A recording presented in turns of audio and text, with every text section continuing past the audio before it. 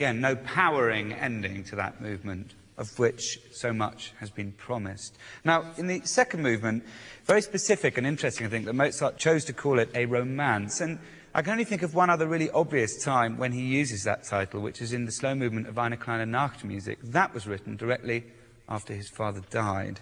So it seems to me that there is some very strong connection. And indeed, if you listen to the opening music, it has an extraordinary, almost nursery rhyme-like quality about it.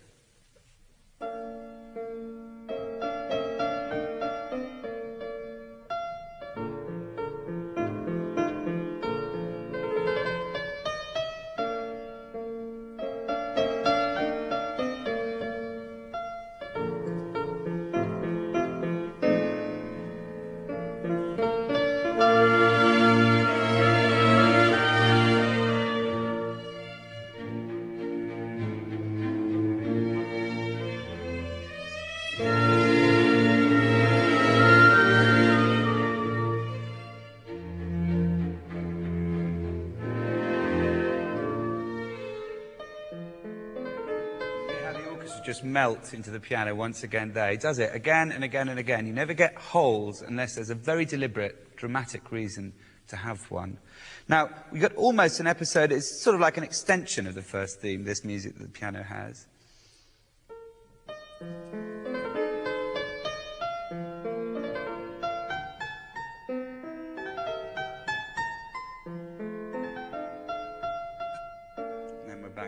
Again. You see what I mean? There's an absolute sort of nursery-like simplicity about this music.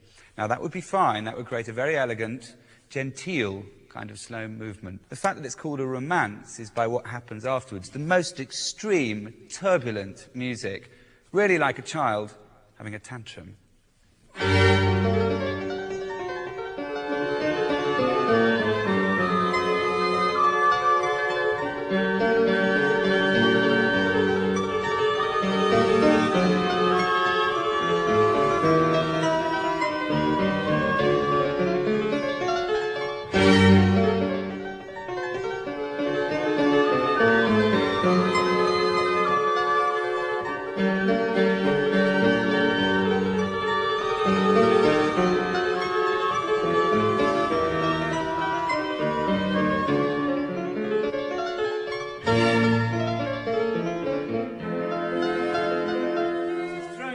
In from time to time from the strings, and it's absolutely again a sense of, well, where the hell are we going now? And he's kind of saying, I don't care.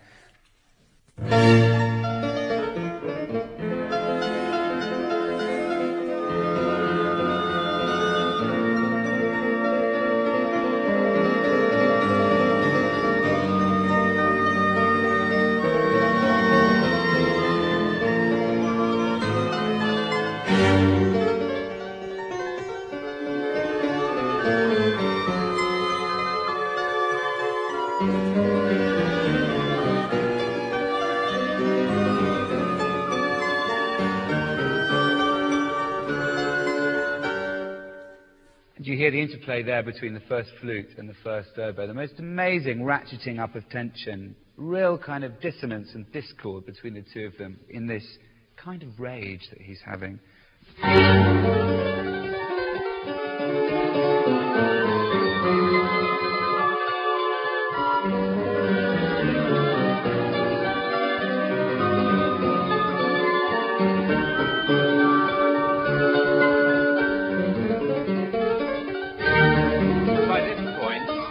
Even the winds give up. They just join the strings and playing these great big stabbed chords. All that plaintive music they've been playing, these extraordinary blue notes that you had, particularly in the first bassoon, are gone now.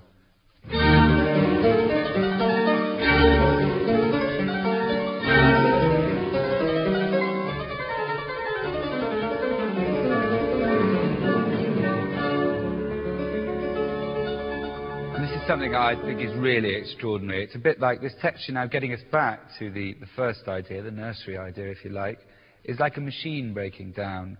Or perhaps, more appropriately, given the analogy I made about it being like a tantrum, it's like he's got it out of his system. And what he does is creates an extra level of tension by pitting different rhythms against each other, obviously all within the same space of the same beat. But you've got essentially the piano trying every which way to kind of upset or undermine what essentially the woodwind have, which are equal quavers. Yeah, but. He goes yada la da la di li di li di li di li di. He goes yada da da da da da da da da da da da. He goes ya ba ba ba ba ba ba, and finally yo ba ba. So every possible way to bend or to change a rhythm within a concrete structure, just as it winds down.